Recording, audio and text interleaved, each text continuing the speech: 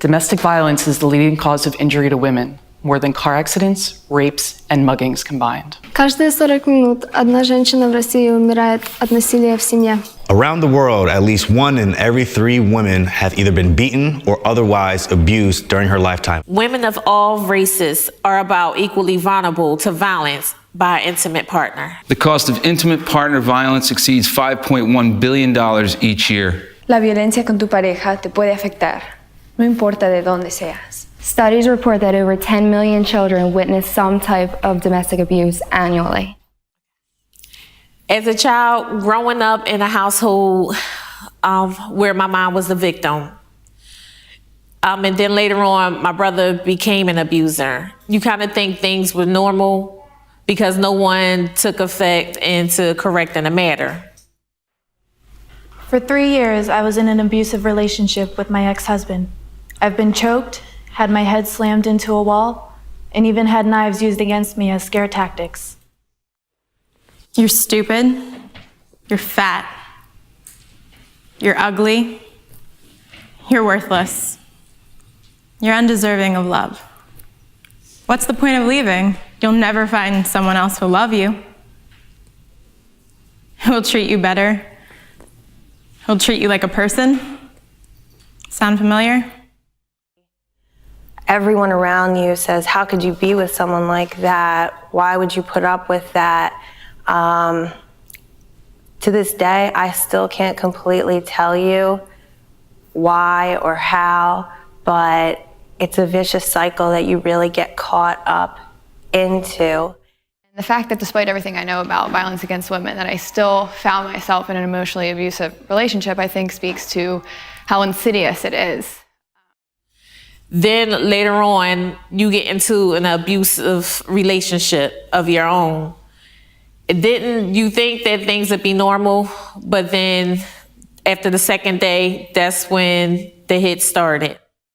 Many times I felt worthless, degraded, ugly, and even embarrassed that the man I loved was the one that was actually hurting me. You start looking at your past to try to find the good in the situation. You start believing everything that he has to tell you. And you try to make a positive out of everything. After years or even months of abuse, you can begin to believe all of these things, and eventually this love that you once had for yourself, it just turns into this ugly, mean voice full of hate, constantly reminding you of everything, every feeling, every emotion this person put you through.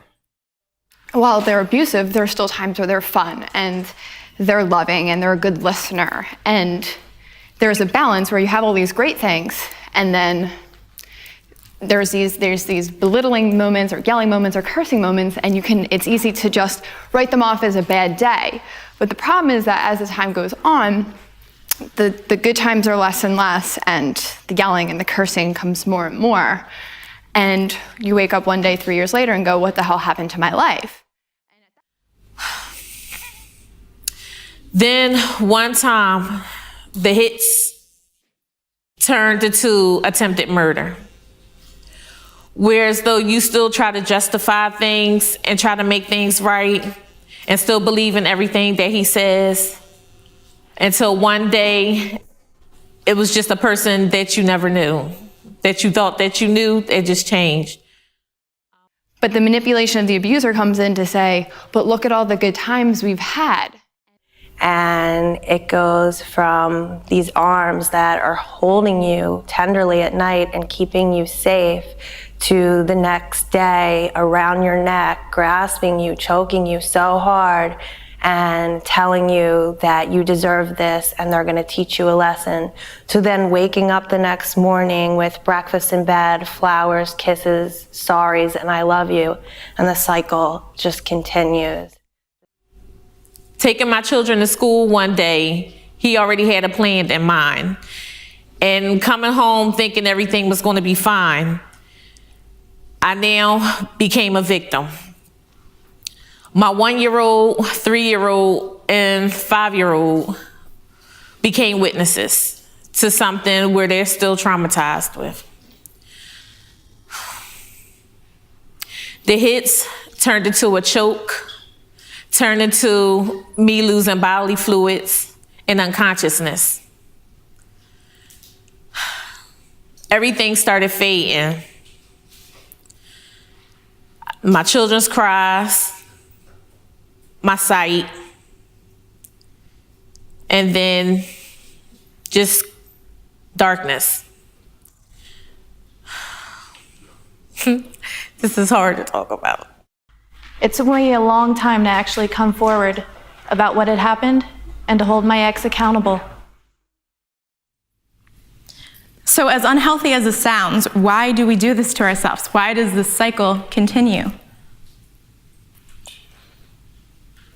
It is not okay to be hit. It is not okay to be called names. Nobody should make you feel like less of a person than you are. You're a person who deserves nothing but happiness, nothing but freedom, nothing but a healthy, trusting relationship. The insidiousness is that it happens so slow and so incrementally that sometimes for me, you don't even realize that it's becoming abusive until you're years into this relationship. Despite what I've been through in my past, I'm worthy of having a happy future, free from abuse. Which now, thank God that I was revived. Thank God that it took a situation like that for me to actually get the strength to get away. And now things are so much better, and I have a better relationship with my children. The point of me telling you my story is for those who think there is no way out, or people who women or men who think that they can just believe is still good in a situation. If it turns to, if you see it's hits, and it can even be emotional, it can be physical, it could be verbal. Wrong is wrong. I stood up. It took a while, 7 years too long that I went through this. 7 years that my children were victims. 7 years that I was a victim. And if anybody is in a situation like this, take the initiative to help someone. And whoever's going through something or knows somebody, take the time to help. Dating violence curriculums need to be implemented into school systems, and parents need to take the time to talk to your children.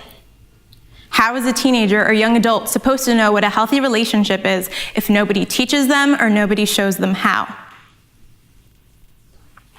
If the issue is addressed at a young age, this will dramatically lessen or even eliminate the likelihood of your son, your daughter, your grandchild ending up in such a toxic and dangerous situation.